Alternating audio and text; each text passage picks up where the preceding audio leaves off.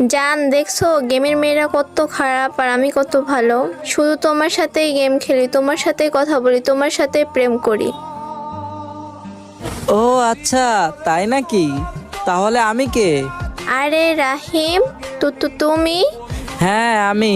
রাহিম শোনো, এটা আমার গেমের ভাই জাস্ট, আর কিছু না। হ্যাঁ তারপর? প্লিজ বিশ্বাস করো। আচ্ছা বলো তো, এতটাই খারাপ ছিলাম আমি? আমার একটা বারও খোঁজ খবর নিলা না? আমার মনে হয় আমি তোমার মনের মতো হতে পারি নাই। আরে এইটা আবার কে? কি হয় তোমার? এই তুমি চুপ থাকো, তুমি তো অনেক দিন যাবত অফলাইন ছিলা। বিশ্বাস করো তোমাকে অনেক মিস করছি, বাট তুমি অফলাইন থাকাতে আমি ওর প্রেমে পড়ে গেছি। ওকে আমি অনেক ভালোবেসে ফেলছি। খুব ভালো করছো। 2-3টা দিন একটু প্রবলেমের কারণে আমি অফলাইন ছিলাম, আর তুমি যা দেখাইলা। বিশ্বাস করো জান, আমি তোমার লাইফে থাকতে চাই। আর তুমি হঠাৎ করে আজকে গেমে আসছো, সোশ্যালে আসছো, আমাকে একটাবার বলবা না? লল, আমি বইলা আসলে তো আর এইগুলো দেখতে পারতাম না। আমি যদি আগে জানতাম তুমি এমন করবা, তাহলে আমি তোমার সাথে সম্পর্কে জড়াতাম না।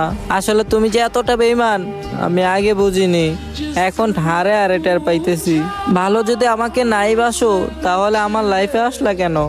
প্লিজ, তোমাকে আমি অনেক ভালোবাসি, তুমি আমাকে ক্ষমা করে দাও, তোমার পায়ে ধরি। মাফ? তাও আবার তোমাকে? আমি আর জীবনও কারোর সাথে এরকম করব না। প্লিজ একটাবার আমাকে মাফ করো।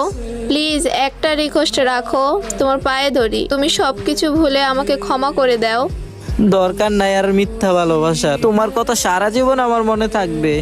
তুমি থাকো নতুন মানুষ নিয়ে, ভালো থাকো, বাই। হাই রে বেঈমান মেয়ে, তোর থেকে আমি কখনো এটা আশা করিনি।